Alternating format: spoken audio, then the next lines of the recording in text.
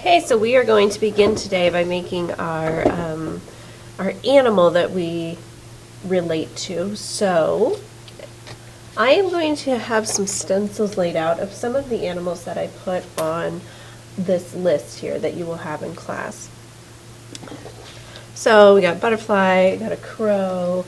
Now some of these can be used as like two different kinds of animals because some are the same shape. So these are just kind of shapes of faces you can use, different faces. So you want to find the one that kind of looks like the animal that you chose. Okay, so I'm going to choose this stencil here, and I'm going to make a bear. So a bear stands for strength and courage. And you want to get a piece of paper. Now, it doesn't have to be the actual color of a bear. We can play pretend with our colors, okay? So I'm going to pick violet and put it on the paper and trace.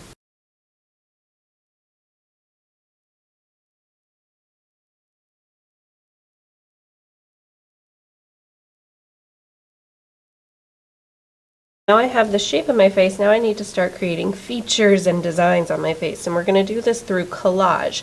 So I cut this paper out. Now all the features are going to be cut out of paper as well. We're not going to draw on here, we're going to cut it all out.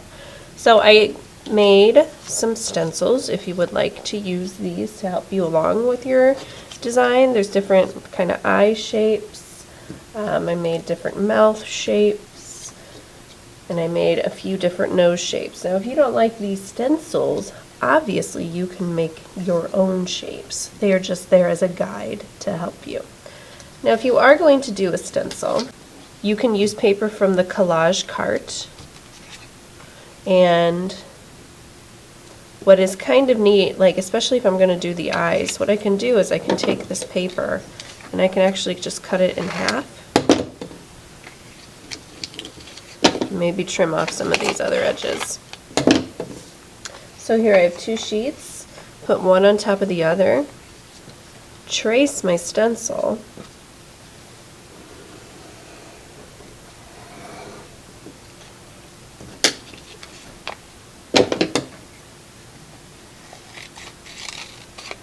and then cut them out together. That way I don't cut as much.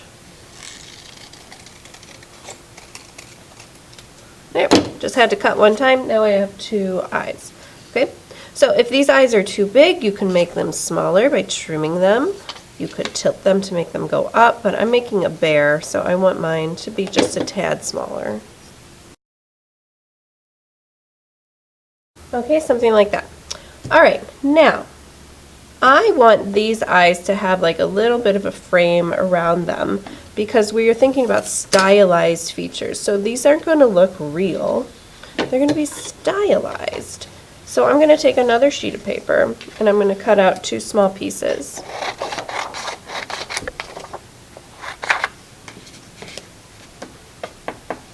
And what I'm going to do is I'm going to take one, I'm actually going to glue this shape onto this shape. And so I'll just put probably a frame of glue around the edges. Notice how I put it near the side of the paper so I don't waste paper, and then I'm just going to cut around this shape. And that's the easiest way to make a little frame around it. And you're layering colors.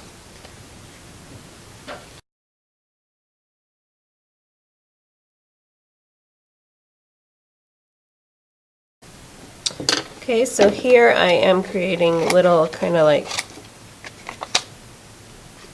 eyeballs to go into the middle of my eyes. So I'm just stacking two little pieces together. I'm going to make a type of circle shape.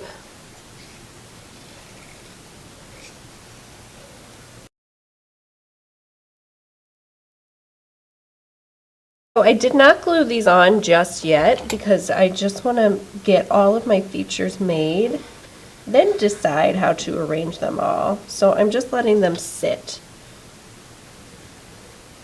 And now I have a stencil and I'm creating the nose. So I just got a new color. I wanted to do a pink nose.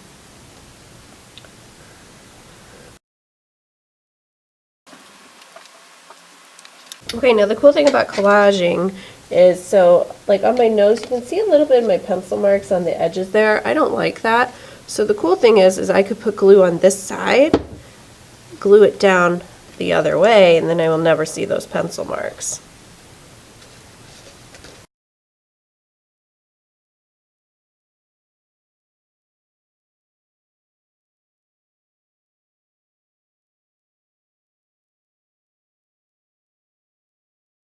So now I have all the features made out of paper, so now I think I'm ready to glue them down. And that's the way I like to work, in case I change my mind later on in the artwork. Nothing's glued down, nothing's set in stone. I can move things.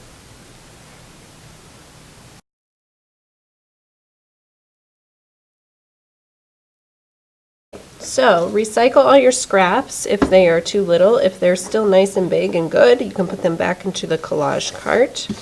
Then you want to get out some construction paper crayons. And here's where you want to add in some more of those stylized designs that we see. So if I look at my examples here, there's so many patterns and interesting marks in these designs, and I want to add that in here. So I'm going to do that with construction paper crayons because this is construction paper. So think about the colors you chose in your collage and what colors would really make that look nice. So we don't want it to be like too many colors. So I use kind of a turquoise, a pink, a black, and a yellow. Those are 4 colors that are nice and pretty. So maybe I want to keep with that sort of theme. Some big chunky shapes up above the eyes, kind of to be like eyebrows. You can make patterns in these shapes, or you can color them in solid. It is up to you. So maybe, for some reason, I see polka dots up here, so I'm going to make some polka dots. This is where you get to be a little more playful in the choices you make.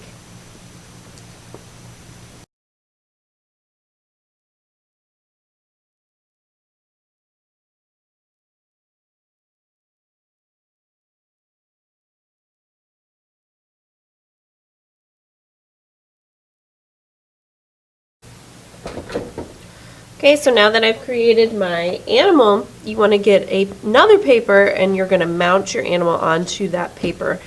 So everybody's going to have the same size, and then we can stack them on top of each other to create a collaborative artwork.